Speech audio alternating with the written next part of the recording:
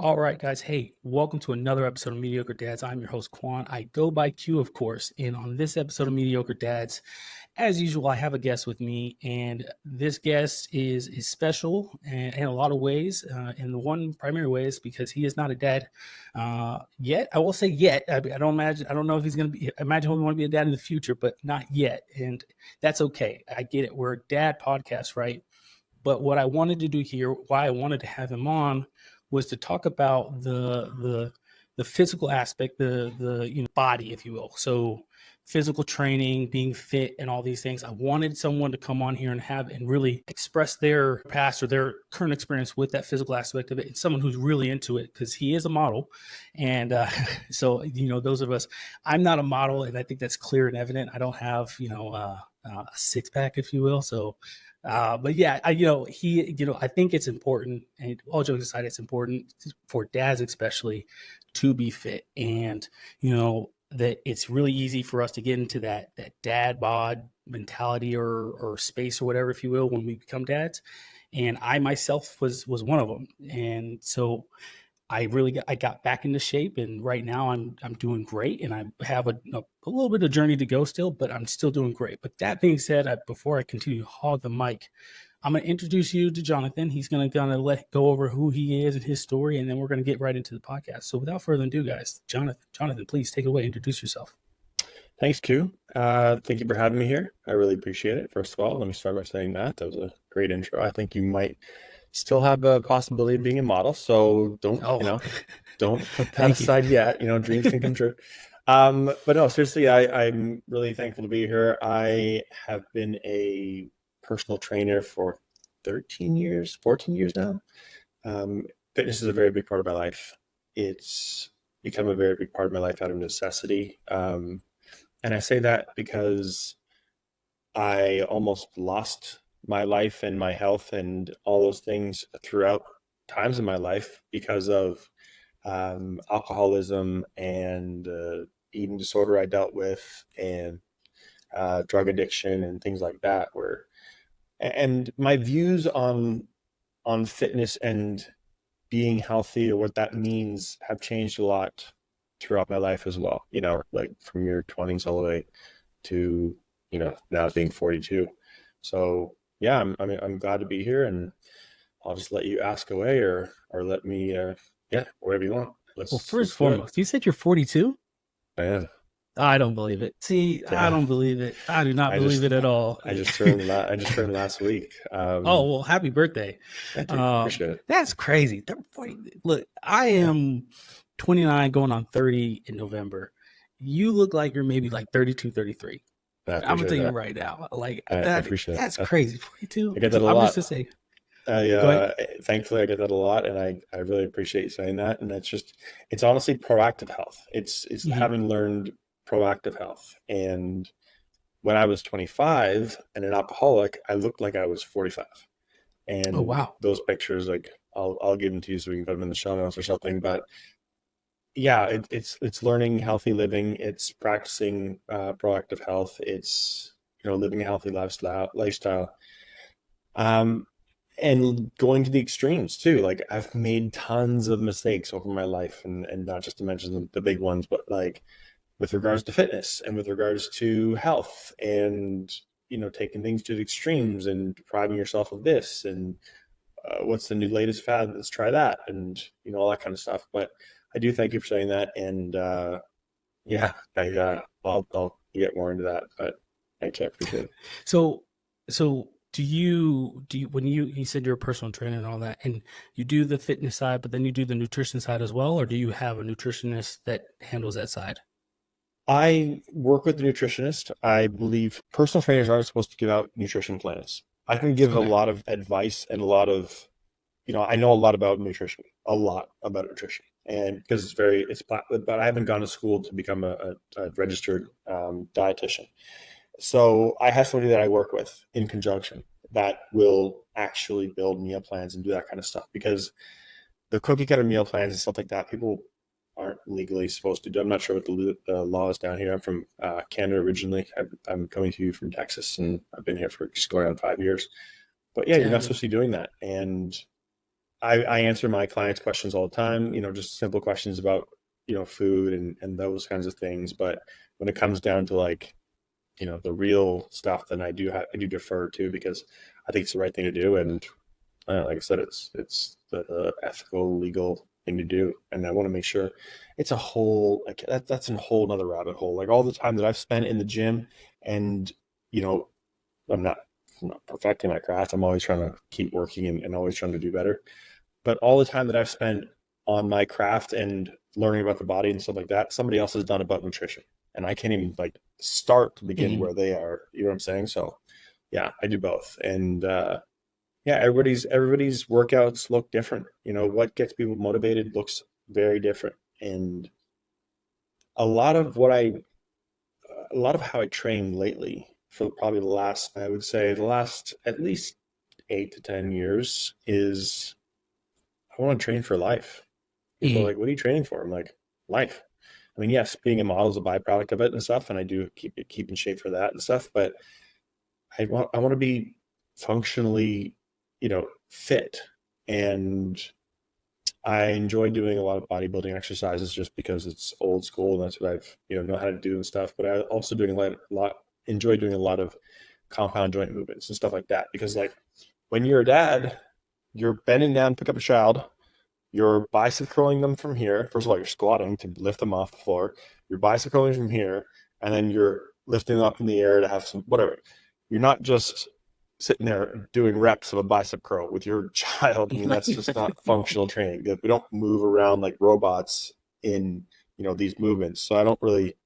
I'm not a big advocate of working in single muscle groups a day. Like, let's go kill arms. I get it, and I totally respect it if that's what people do. And I understand the benefits of it and stuff like that. Just for me though, when I go to the gym, I do a little bit of everything, mostly upper body, because I play hockey 4 times a week on 4 different teams down here. Oh wow. And if my legs get too big, then I won't fit into pants, and have muscular legs is a good problem to have. So, but yeah, that's a little bit, I guess. Okay, and I guess I asked that question because so people will when they want to get in shape, when they want to get fit, the first thing they do is they're like, okay, what's the new fad or diet that's going on about, right? That I can get on that can help me lose, the most amount of weight the quickest, and then I'll start taking the nutrition side seriously, and then I'll get into more of the physical, the weightlifting or running or whatever the case might be. And so many people, the first thing is like knee jerk reaction is like, all right, Google how to lose 60 pounds in 60 days. You know what I mean? Whatever Google search that people are doing, and I'll be honest, to be very frank, I was one of those people at one point, and so my audience is very familiar with this. What was it? December of 2022. I was 270 pounds, and Like, I am 220, and I'm oh, happy to be down at 2. I want to get down lower to 200, but I am muscle is really easy for my body, whereas losing fat and all that it seems to be the most difficult problem. I don't know if that's everybody's problem or most people's problem, but it's one of my problems. And when I initially started that journey, if you will, it was okay. How do I? It was okay. What diet do I need to be on? Do I need to do the keto diet? Do I need to do the what is it called, paleo diet, or some mm, random diet, right? That is going to help me lose weight and all these things. When for me, what I found out what actually was I was overeating, yeah, and the moment I stopped doing overeating and then I was training regularly, that is when the weight loss just started happening for me. So that's kind of really the gear to why my question is. So when you get a new client, especially male clients who are heavier set, right? When you get a new client and you see them, obviously you observe them, and you okay, you're observing physical act. You're I imagine this is what you're doing. You're observing physical activity or athletic ability, and kind of gauging like, okay, how much have you done before, and what can we get you right into before we get into this? Is that usually the process, or how does it work for you? Right, when you have a dad, especially who's who might be older, 35, 36, and I'm not saying that's super old, but someone who's older and who hasn't been Better not working be. out in Better not be saying say the that's last old. 5 or 6 years, right? So how do you start that process with them, or how do you recommend they start that process? So that's a great, I mean, that's a fantastic question. There's a number of questions in there, but great place to start. It's totally natural to, like you said, hit that Google search and be like, okay, like we live in a very instant gratification society where it's like, Mm. okay, what supplement do I take? What do I take? What do I do to make this fast? And the thing I always tell people is that it's not fast. I mean, you will see results quickly, but there's no miracle pill. There's no nothing like that. Like, it's about sustainability when I'm starting with somebody new. It's about making their nutrition changes and their exercise and activity changes sustainable. And the way that happens is I can't hand you what I eat in a day and my workout regimen and say, okay, Q, this is how you live now. Have fun. And you'd be like, okay, I can do this and you do it for like 2, 3 days and be like, this is like, just tear it up. Like, what are we doing here? It's Rome wasn't built in a day. And that's the same thing with fitness. And that's the way that I see fitness and nutrition. It's like I said, it's about sustainability. So it's taking those small steps that are going to stick. And if it's not a great diet, for instance, then it's looking at the person's diet and understanding, okay, what are the things in this diet that we don't need? And then we'll just pick, and this, again, I've learned this by doing it myself. When I came out of the hospital, I had a very bad case of a severe acute pancreatitis from drinking, and spent a month in the hospital and had to have 5 blood transfusions and almost died twice. That's when I was 25, and that's when I quit drinking because, like I said, it was from being an alcoholic. But when I look at somebody's, that's a little sidebar, but just getting to know me, the more you know. Um, when I look at somebody's diet, it's like, okay, what are the things that we're doing here that we can drop off? The things that are not pushing us towards our goals. Okay, cool. So let's take one or two of those things, like drinking. I mean, at one point in my life, I was drinking 8 cans of Monster a day. Like, well, that's not good. Or drinking a bunch of soda, whatever that is. And let's cut that down. Let's, if it's something that's really important to you and it's really hard to break, okay, we won't cut it out, but let's cut it down. And, we'll cut something else down, like you said, like meal size and portion size. And we'll bring those things down a little bit. And we will just focus on those. So it's not completely flipping your whole world upside down and saying, you drop this, lose that. This is what you eat now. You have 6 almonds at 3 o'clock. You have, your 1 cup of rice, and then like eat it. Like I don't eat that way. I couldn't. If somebody handed me a meal plan that way, I'd crumple it up and tell them to go fly a kite. But it's the same way. So that's sustainability. It's like, let's pick a couple things and let's work on those. And for the listeners, if you know that there are things that you're doing in your diet, we're still talking about nutrition. If there are things you're doing in your diet and like, man, I'm drinking like 6 cans of Coke a day. Like, man, I shouldn't be doing that. Okay, that's fine. You're just living your life. That's understandable. It happens. Let's cut that down to 2 cans of Coke a day, and do that for the first week, and try and just stick to that. Let that be your goal. Let's keep everything the same way it is, but let's cut that down to 1 or 2 cans a day for a week. And that just becomes, they're more sustainable habits because you're working at one thing at a time as opposed to flipping it. Same thing with exercise. So if somebody has a very sedentary lifestyle, they work sitting down, you're chasing your kids around, life happens. It's a very real thing. Like, a lot of trainers are like, there's no excuse, get yourself in the gym. I'm like, oh, what? Like, life is a massive excuse. Like, are you kidding me? Like, to go and have kids and pick them up here and drop that off there and go to work here and be like, yeah, like by the time, I've worked in gyms, and by the time I was done with clients, I didn't want to work out myself. I was like ready to just get out the door. I'm like, okay, I have to. And then I was glad that I did. So that's a very understandable thing. So it's that same those same sustainable changes now with exercise. It's like, let's add in some sustainable exercise. Okay, well, what are you doing right now? So let's say we're using, John Q Public, and not no shot at you there about the Q, but we're just say we're using just whoever, and they don't do anything really. They go to work, they come home, sit on the couch with the kids, whatever. It's like, okay, let's go for a 30-minute walk every day. That's it. Take the family, we'll go for a walk, go down to the local park, and let's just do that. Do that every day, and do that for the next week or two. And then once that becomes a habit, it's like, okay, well, now it's fun. Let's think about joining a gym, and let's start with maybe let's do 15 minutes of cardio and 20 minutes of weightlifting. Something very reasonable. Something like where they're not like, oh, I gotta go to the gym. I'm gonna be there for 3 hours. I've got to do like no.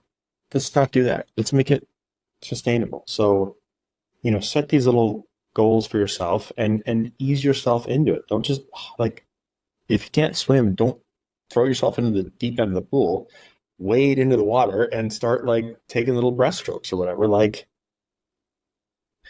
but you know what I'm trying to say? So it's Yeah. that kind of thing. And that's how I start with my clients. And that's how I look at it with them, because it's where are we starting from? Okay. Some people, some people come to me. I'm a former professional athlete myself, and high level athletes or pro athletes, then people who have never worked out or done anything physical in their life, and everything in between. And it's different for everybody. It's that, there's no cookie cutter. Here's your workout, and here's your workout. Here's your workout. Here's your workout. I mean, it'd be great because I could train more people and make a lot more money, but that's just not ethically right. And that's not how I look at fitness. And that's not how fitness should be looked at. Fitness is as individual to us as our fingerprint is. Like, what is going to motivate one person won't motivate you. Like, it's all very, very specific. So that's how I really get started and start working with clients. And that's awesome because something you said that I really took to heart when I was starting or restarting, I should say, my fitness journey in the way of to making sure that I was physically fit and capable, was I was small. It's small increments at a time in small goals. Excuse me. So I had read the book Atomic Habits, and I love that book. And it was just talking about how you start, people have these goals, but the person they are now, they're not ready for that goal they want to be there to happen tomorrow, right? So you have to start small and you create habits to then become that person that you want to be, or you're striving to be, or that goal that you have to be a CEO or a entrepreneur or whatever the case, a model, or whatever the case might be. And so I had to start small and with small things. And so I did the, hey, I'm just going to go on a walk. I'm going to go, okay, I'm walking now. I'm walking 3 miles at this point, and my body is saying like, hey, we could be moving a little bit faster. And so then it Yeah, that's started awesome. doing back into the running thing, and being in the military, I have to do the running thing. So it was bound to happen for me, but everyone's not me, or everyone's not in my audience is not in the military. And so, for me, the fitness part is a big part of being in the military. And so I have to get back into those things regardless of how I feel at that moment, or that day, that week, that month. So for you though, it's kind of going a little backwards. It might seem we're going in backwards in circles, but I promise it makes sense in Yeah, my head. yeah. um, you said you were a professional athlete. So did the fitness stuff and the model thing, the model career, did that start with before the professional athlete, or did that athlete come first and then it was that transition that you made to then we're like, hey, I'm no longer an athlete. Now I'm going to do the fitness stuff. Yeah, I came right after. So after I got out of the hospital with acute pancreatitis, and I was just so happy to be alive because I was 25 years old. I was on my deathbed, and like I said, I almost died twice while I was in there. And once I got out, I was just so thankful to be able to go back to the gym. I was like, I'm staying away from that like 100 section. I'm going right down to like the fives and 10 section, and I'm just happy to be here, man. Yeah. Like just really happy to be here. And slowly started to learn, made a lot of mistakes. That was about 20 years ago. So there weren't the YouTube videos. There weren't, it was just basically you pick up a copy of Muscle of Fitness, or you talk to like the jacked people of the gym, and figure out some bro science, stuff like that. So made a lot of mistakes along the way and went back to playing professional lacrosse, now being sober and being in better shape. And I was having like the career of my life because now I'm working out, now I'm sober, and, everything's just flying. And then I tore my knee and it was a career ending knee injury. And I was like, okay, well, when one door closes, another opens. And, I was 26 at this point. It's like, playing lacrosse, and just you can't really make a living playing lacrosse. Very few people can, even still. But back then, it was impossible. And going to work with black eyes and stitches and stuff like that. Like it's getting kind of old as I have stitches in my hand. But that's a different story. Physical But game. I've been to a it game, is and I watched the Arizona. What were they called? What are they called? Sting. Sting. Yes. That's who I was drafted by. Oh, you were drafted by Arizona Sting? Oh, shoot. Yeah. Oh, that's awesome. Yeah. Okay, so I'm from Arizona. So, and that's where I am right now. So, yeah, that's freaking awesome. Oh man, lacrosse is very physical. I thought I wanted to do it at one point, and I was like, I don't mind being physical, but that means someone else can be physical back. Yeah, that's I was drafted by the Arizona Sting 2005 NL draft. I think 31st overall or some 30. I don't know, something like that. But yeah, it was. So after that, I like I said, I'm a big believer in one door closes, one other one opens. And my mom was actually a model in the late 70s, early 80s. And now that I was in shape, and I guess one or two girls might not have said that I was too hard on the eyes and whatever. I'm like, I guess I'll go talk to a couple agencies and stuff. And that's how I got started. But it started with my passion for fitness, and that never left me. Wherever I go, wherever I've been, I've traveled the world, and I always was spending a ton of time in the gym. Always. That was very important to me. It was my hobby. It became my passion. I would say I put a lot of my drinking energy into now health and fitness and trying to learn about the body and stuff like that and nutrition. And yeah, it really grew from there. And once I was a few years into modeling, I realized that I want to help other people not become models, because that's just a job title. It's whatever, it doesn't matter. I want to help people feel how much better that I feel now because I'm taking my health more seriously. And I went from, 275 pounds and 40% body fat, and then to now, whatever, I was 200 pounds and, less, but less body fat, and just felt that much better. Of course, like I keep going back to saying, I made a lot of mistakes, and I've got, a pretty bad case of body dysmorphia, and, dealt with an eating disorder for 8 years. And that was, a lot in part had a lot to do with, being in the industry that I'm in. My own, I guess, inability to understand that be the best version of yourself, basically. I had to learn that the hard way. So, and then there's also other like traumas. Like I lost my mom very suddenly the day before my 21st birthday. And that's really what kickstarted my drinking and all that kind of stuff. And no, I appreciate it. It's an unfortunate fact of life. And for years I masked that with distraction, and fitness was one of those distractions.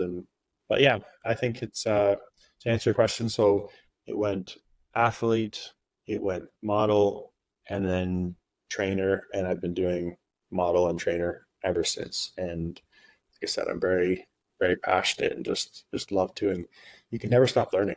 That's the thing I love about it too, with fitness and nutrition. Like you said, a lot of new things come along, and with science and research and there's a lot of, snake oil salesmen out there and stuff as well. But if you, you just look, like, I'm always curious to look into something. My clients come to me, or I'm looking and I'm like, what's this all about? And when the whole keto and paleo thing came along, I was like, oh, okay, I'm, curious about that, and learn some more about that. I personally have never been curious about like anabolic or any kind of the stuff that the other kind of stuff you can put in your body. I think everybody can do as they please. And by all means, I'm not here preaching. I just, for myself, and somebody who almost lost my life from the inside out, I will never put something in my body, because those shortcuts always come with consequences and repercussions. Those shortcuts always do. And I'd rather, I'd see it in modeling where I was in New York, and I'm competing for a job, and there are other models who are taking shortcuts and many different ways, and I have to compete against them. And it's harder, and you get less jobs. But at the end of the day, I can hold my head high and say, okay, I did it. I did it the right way. And I feel good about that for myself. I can look at myself in the mirror. I can look at my family, those kinds of things. So yeah, it's very different for everybody. Obviously, like I said, I'm very passionate about fitness and stuff like that, and everything that comes with it, and always trying to learn. And that's why I love having these conversations, because we can just sit here and talk about stuff that I haven't talked about in a long time. Yeah, and I think that's one. Like I said, I am sorry to hear the loss about your mom.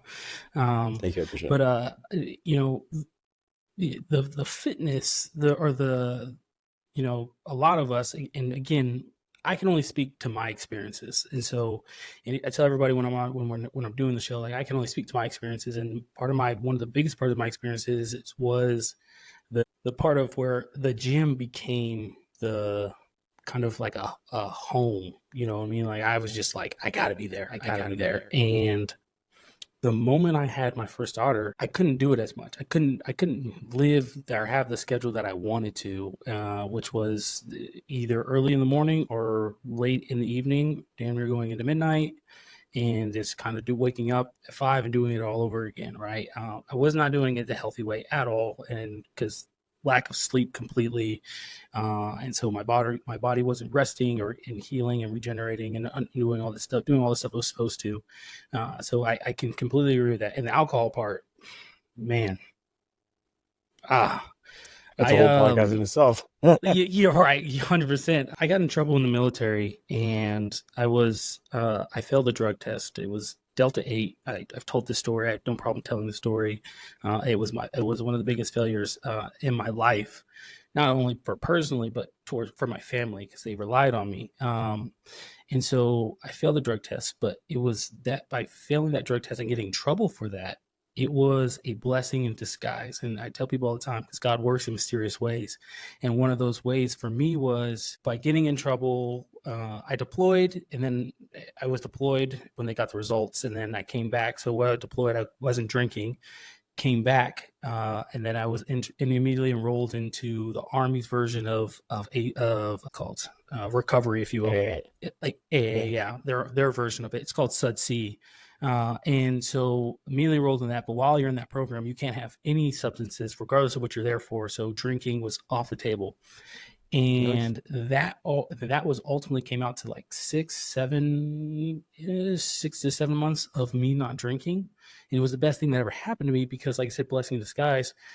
At the time I was getting in trouble, I was slowly turning into an alcoholic, where I was drinking a bottle of whatever the cheapest was thing of bourbon was out there, on a Saturday night, right? Drinking a whole bottle Mhm. by myself, and then if I didn't have work on Monday, buying two bottles because I knew Saturday I was going to finish one, Sunday I was going to finish Uh-huh. another one, and might wake up with a little bit of headache. But I was like, man, I just like enjoy drinking and running away from something. And so like when someone talks about the drinking stuff, like I totally get it because I was there, I lived it, I experienced it, not to the severity in which you went through, but again, in my own way, I had to really back off of that. Now, the Nice. craziest part that of all of that though was the moment I stopped drinking. I still drink a little bit here and there, but the moment I started drinking so heavily and using that as an outlet, that's when the weight loss really started to happen for me. And then it was other things that I had in my life. Like I cut out soda, and I realized what I enjoy the most. I drink like bubbly or like these, I think these are Izzy drinks or whatever. I like carbonation. I don't necessarily like soda. I just like the carbonation. So I drink those bubblies. I drink a bubbly or whatever, and that is my fix. Where I'm like, I don't need soda, to be honest. And I haven't had. I'll drink soda here and there, but I don't have like I need a fix for soda. And so that's just kind of little for me, and what I've been able to do to kind of overcome those little parts of being so stuck in a rut, if you will. So when for those dads though, like I mentioned, going with the older dad here, even, and I don't mind the younger dads, right? But their bodies are able to recover a lot faster. So they don't look at consequences as much as you or I would. But for that older dad who like I said, who hasn't been in the gym or hasn't done who might go on walks here and there, but they're not going out here to be bodybuilders or whatever. They're not doing physical activity as much as they should, but they understand like, hey, I should lose some weight because I want to set a better example for my kid. Does it mean they need to go to a gym, or is it simple as, hey, go, let me buy a pull-up bar, or let me go do some push-ups? Like, what are other things that the people could do, right? Rather than solely, because I know everybody gets so focused on the gym. They say, hey, I want to lose weight, I want to get fit, I got to sign up for a gym. And it's like, well, believe it or not, your body can do a lot of things. Can you do the simple movements of push-ups, sit-ups, pull-ups, squats, right? Can you do those simple movements correctly? And then now, if you, after that, maybe you've done this for some time, add the weights, right? You know what I mean? So what are some things that you would suggest for those who are heavier set, but they're like, hey, maybe I'm not ready for the gym, but I want to get back into it. Where should I start? What do you recommend? That's a great question. And I also, that's a very real thing, but the gym's also a very intimidating place. Mm-hmm. It's a very intimidating place to go into, where it looks like everybody knows what they're doing and everybody's in shape, and everybody it's not an accurate depiction of society. It's this own little thing. And I love everybody who's in the gym, because it means they're there for one reason only. That's to make their bodies and health a priority. I don't care if it's your first day or your, 10,000th day, whatever. I think, hey, I love it. But you're right. I mean, no, it absolutely does not need to be a gym. It does not need to. I've worked with a lot of people who didn't have the time or the resources or gym close enough by that was a realistic thing. So no, I mean, you can do high intensity intervals, just doing, on your first step, just doing stair steps, like for a minute at a time, just up and down, up and down, up and down, like up and down your whole flight of stairs, just the one step. You can do, I mean, squats in place. I worked with a dad who, his thing was he couldn't get to the gym. He was too busy. His wife's like, it just wasn't possible. So it was, let's get creative with home workouts. And I'd come to his house and we'd find things around his house like, okay, as we're evolving and you're getting stronger, what are we going to incorporate into the gym or into your workout that is going to replicate things that you would use in the gym? And he started, like, he got to the point where he was squatting his children. Like, he was put his kids on his shoulders, and he had, worked on his perfect squat form, and he was squatting his children. They loved it. They were having a grand old time and using things like that. And yes, I mean, there are push-up bars. There is a fantastic resource, aside from contacting me for remote training. YouTube's a wonderful resource. It is a fantastic resource to find workouts and at-home stuff, and to find some kind of stuff. And it's just a matter of being careful, knowing your limits, understanding form, which is a harder thing to do when you're looking at a video, because you look at something and you look at somebody doing an at-home workout and they're doing squats or burpees or something, and like, oh, okay, it looks like I'm doing the same thing, but there's a lot of gears and finesse and nuance and making sure your joints are in the right place and everything, is being done properly. So that's what I think about that. But yeah, there are lots of ways, and it's just get started. It's like you said with your walk moves, like, okay, I'm gonna start with walking. And the absolute best motivator, it's not me saying, you can do it, great set. It's not, your drill sergeant yelling at you saying, go do it, or else I'm gonna whatever. It's when people start to see changes in themselves. And that's the way it was for me. I'm sure the way it was for you. When you start to recognize those changes, whether it's a physical change, like, you're seeing like, wow, I've got this line here. Like, I don't remember, like, wow, I haven't seen that in years. Or, your stamina with playing with your kids. You're like running around, like, I used to get a lot more winded doing this. Like, this is awesome. That's that's where the switch flips, and that it's like, oh, we're on this. Like, let's go. Like, let's do it. And I love those, like, finding those aha moments for people, and when they have it. And it's finding what is going to motivate somebody enough to get to that point. And because in the beginning, it's going to be hard. It's going to be unknown. It's going to be new. It's going to be, like I said, stuff you're not used to doing. But once you get to that and you get that feeling, man, it's like, oh, I got this. Like, I got this. I've worked with clients who are 80 plus, and this one man he's a wonderful old man, older man, and his biggest fear, because his wife was wheelchair bound, and he'd been a salesman his whole life in the oil and gas industry and made a ton of money, and would just put his whole life towards work, work, work. His body took a toll as a result of that. His biggest thing was, what if I fall and I can't get up?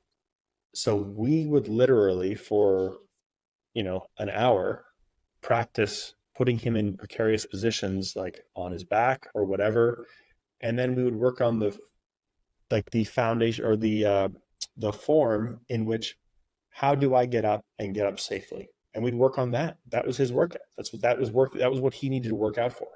That was his motivator and his drive. So I'd teach him, like, how, okay, you're on your back. Okay, great. Now let's roll to the side. Okay, great. Now you see how, let's bring your left hand forward. And then now let's bring your right hand around and try and put yourself in. And we would work on those steps. And that would, that's what he needed to work out for.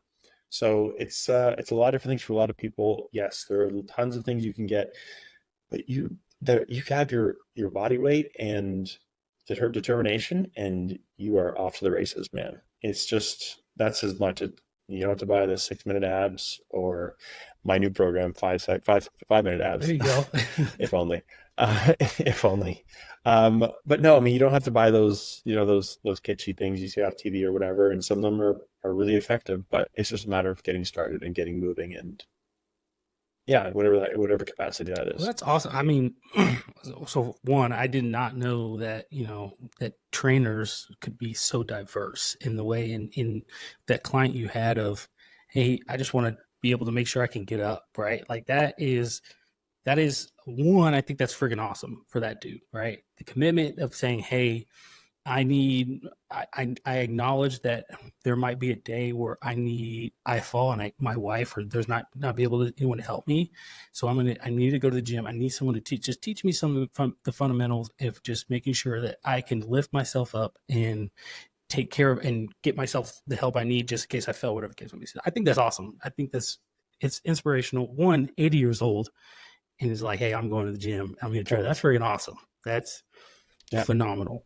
And sorry not to cut you off or anything, but not to toot my own horn or anything, but I think that's something that separates me and a lot of good trainers from the rest of the trainers, where they're like, okay, this is what I do. I do, 3 sets of 15 reps, and I do muscular hypertrophy, and I'm building muscle, and they push what they do on their client as opposed to listening what their client needs.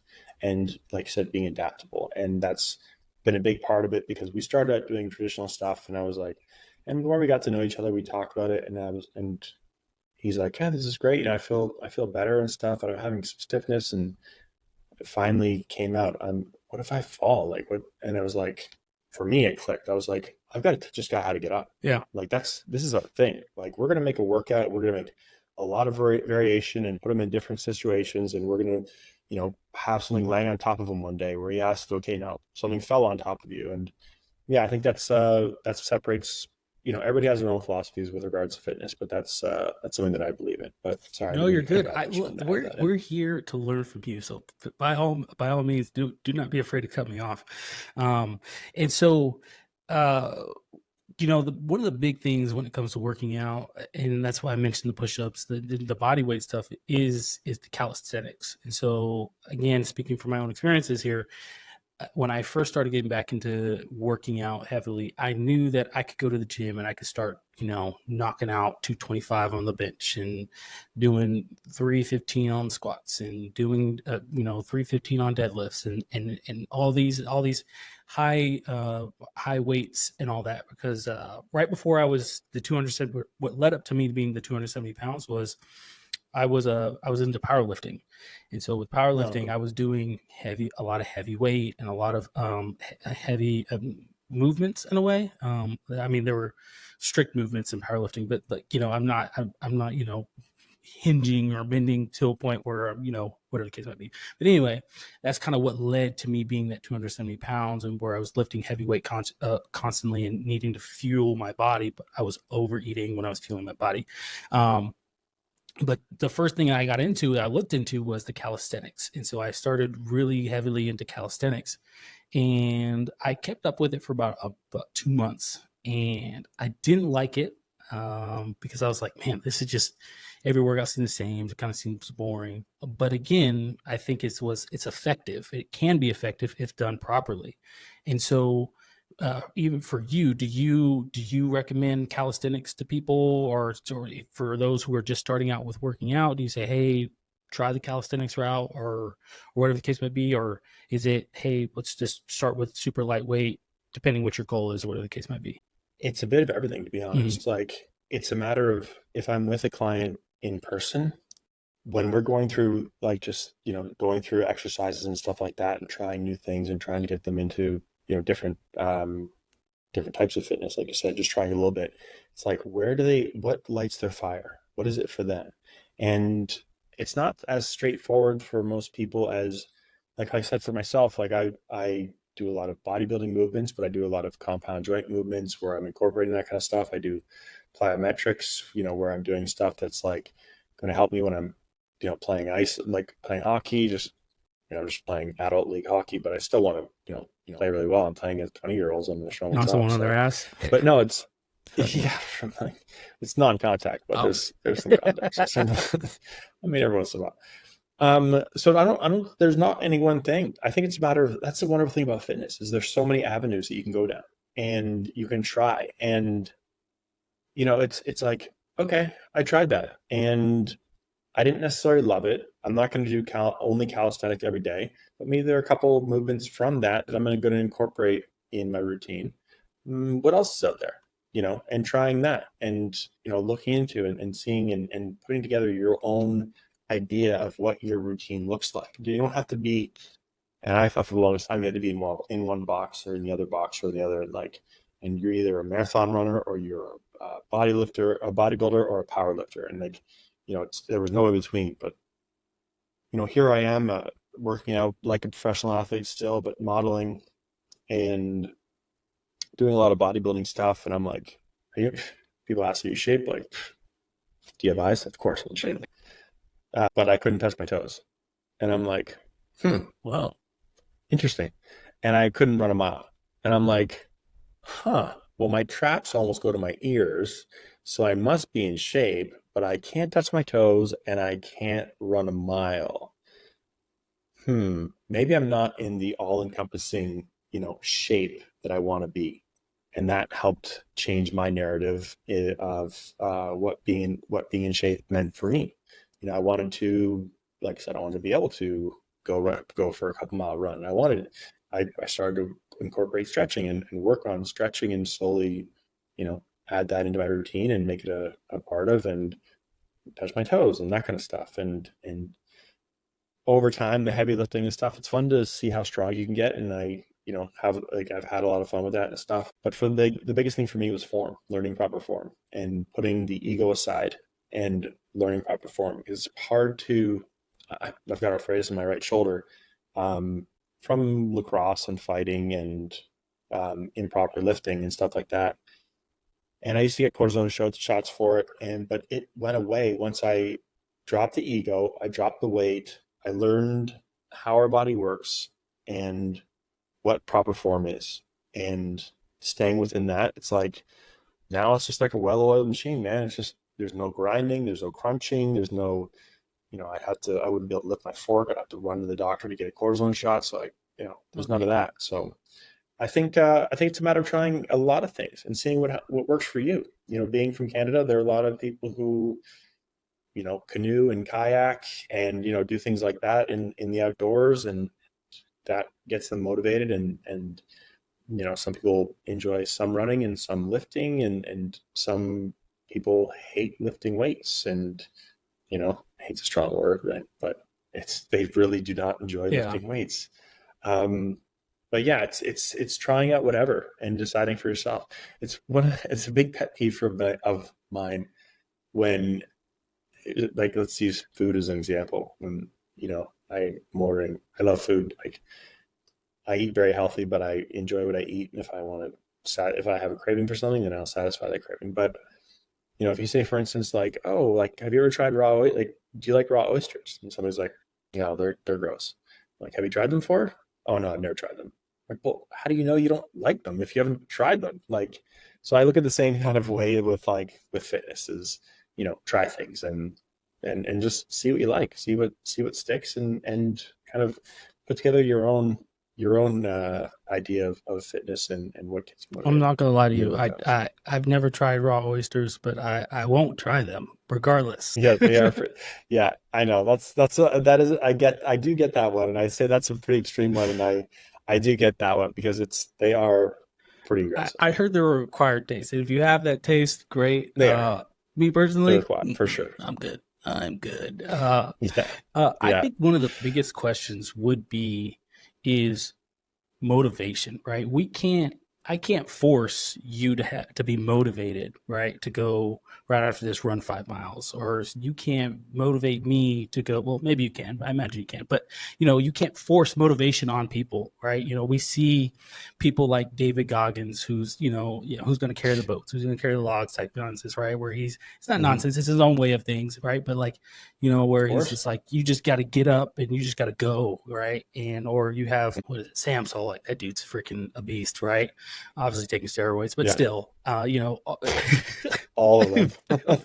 you know, Yeah, like you, but this yes, motivation, this idea of where like motivation is just gonna like you're just gonna be like every day wake up and be like I'm motivated, go do it, right? So, what do you tell people to motivate themselves, or how do you help motivate them so they have that want and desire to say that first day was great, I want to do it again tomorrow, and then and I want to come back again the next day and the next day, right? So, how do you do that? I guess in reiterating what we talked about earlier, that this is going to be a journey, and it's a marathon, not a sprint.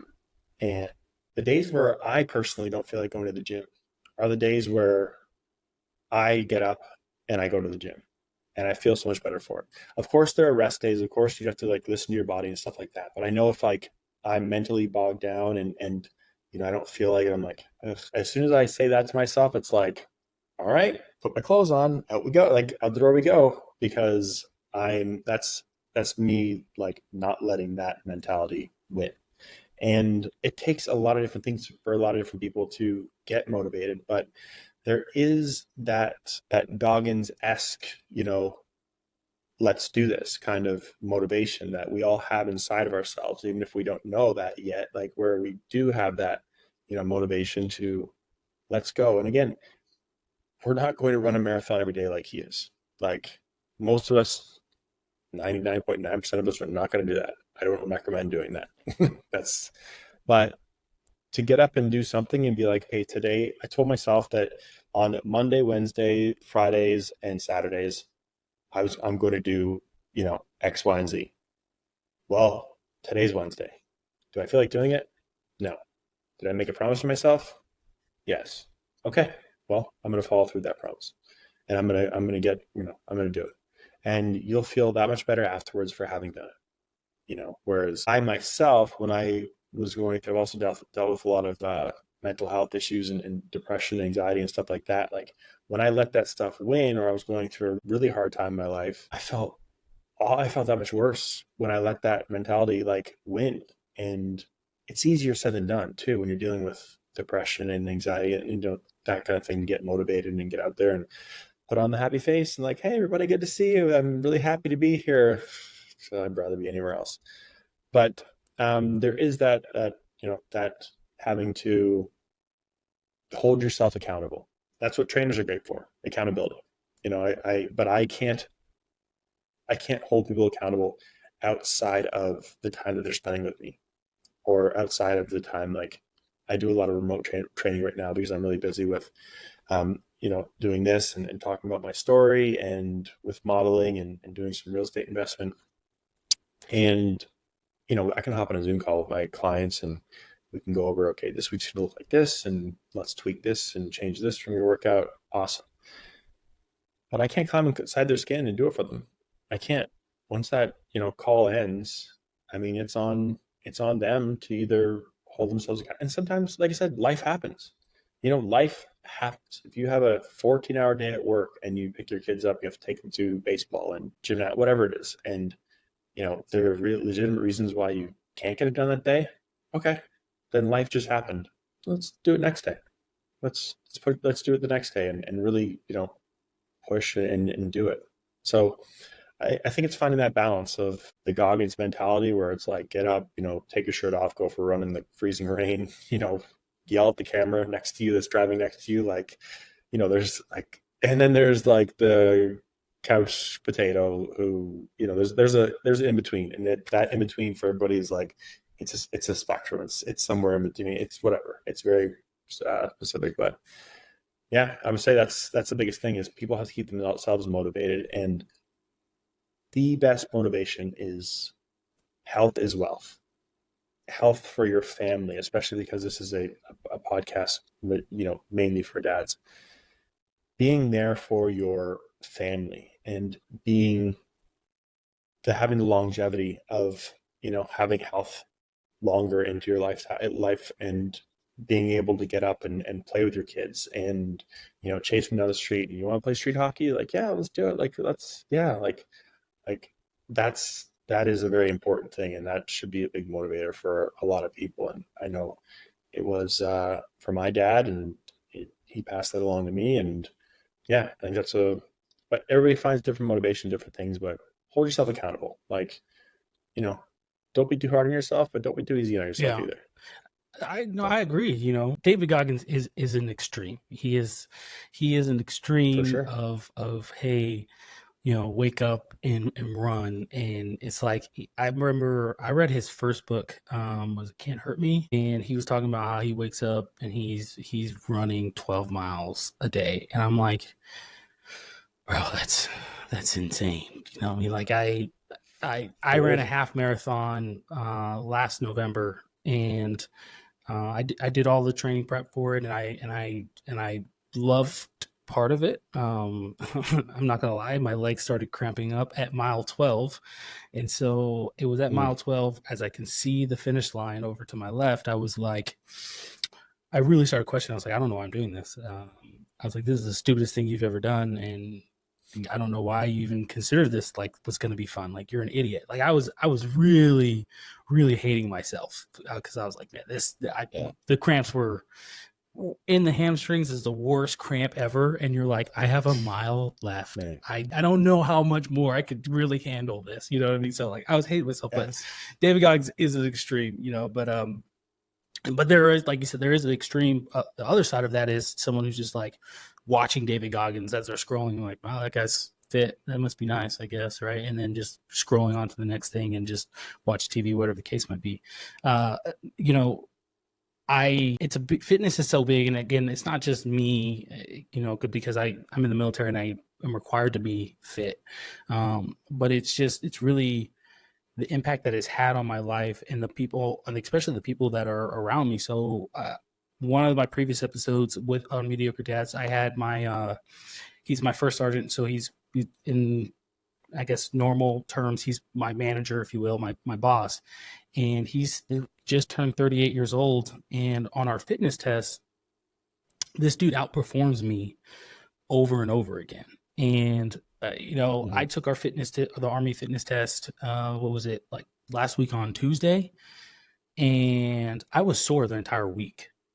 That man took our fitness test every day of the week just because he was like, well, this is a great workout. And I was like, yeah, like, you are insane. And keep in mind, he's 38 years old. Here's 29-year-old Queon who's like, yo, I'm sore.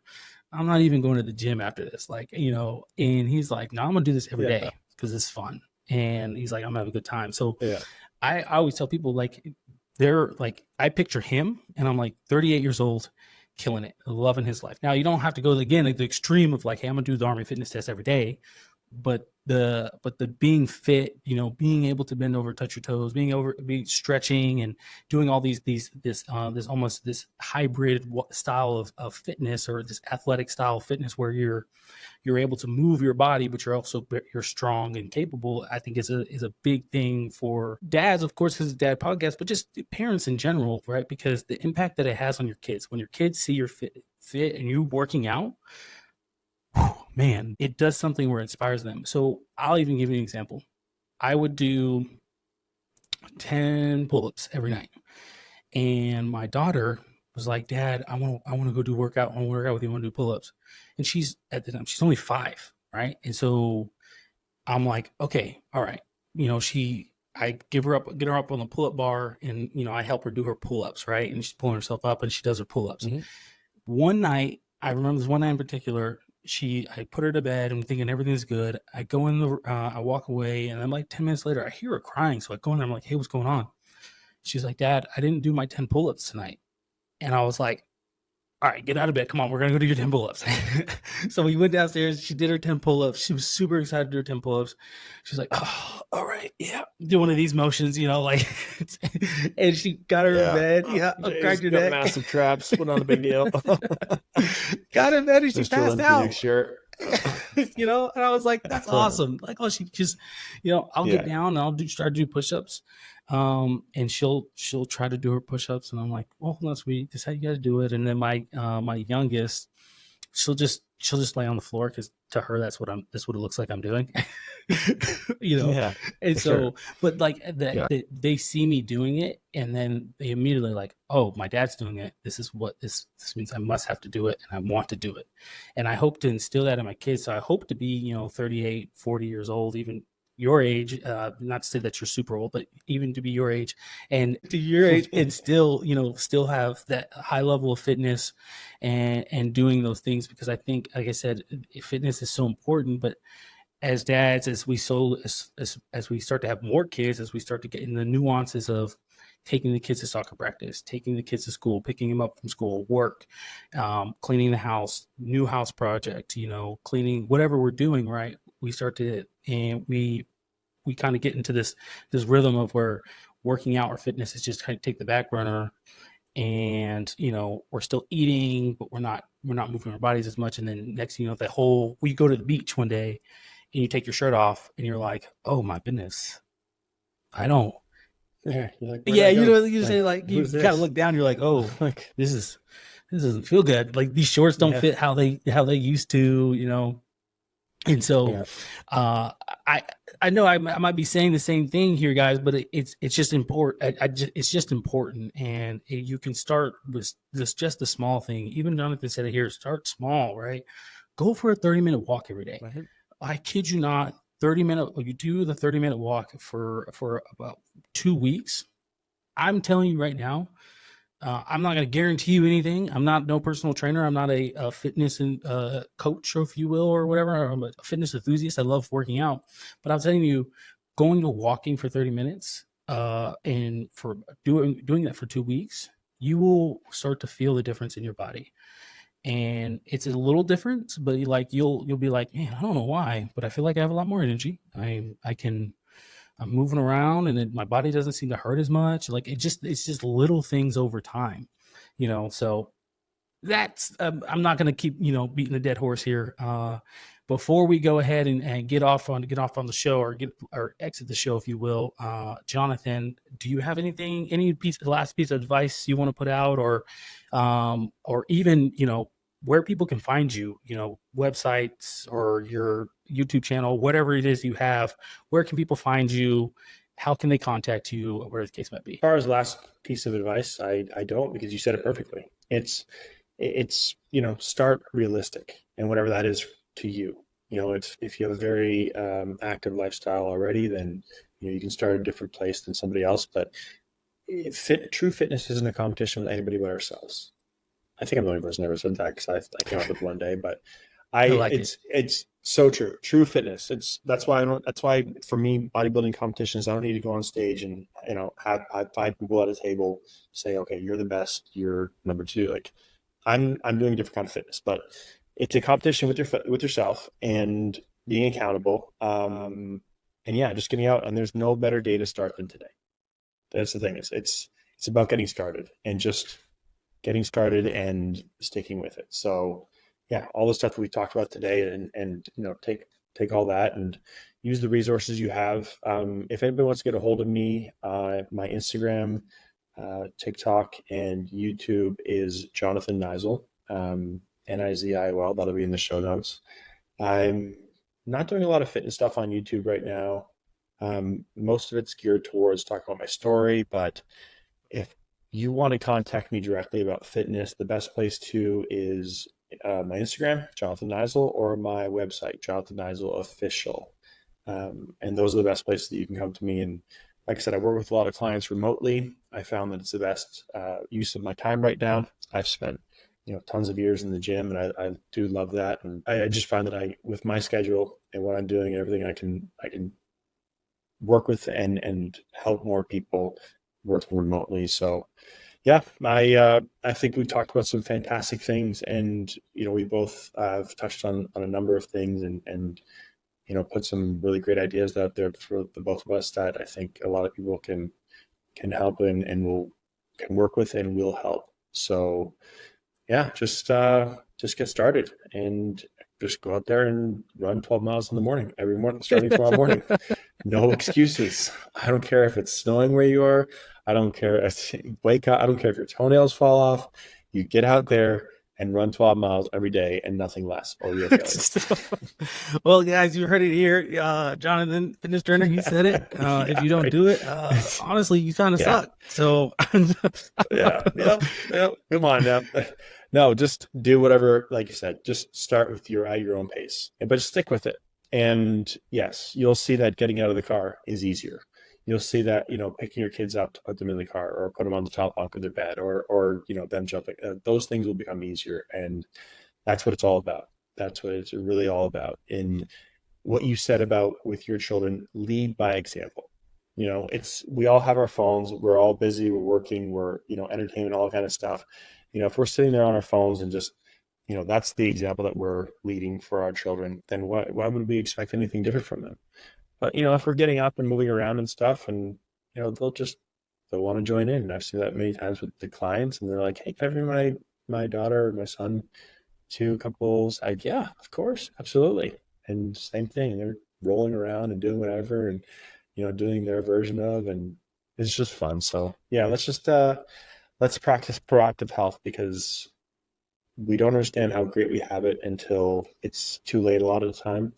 And we don't want to get to that point. So yeah, that's the last awesome. thing. Hey guys, trust John, all of his links will be in the description. Trust me, I will get them all, and where you can find them. And kind of shout out real quick.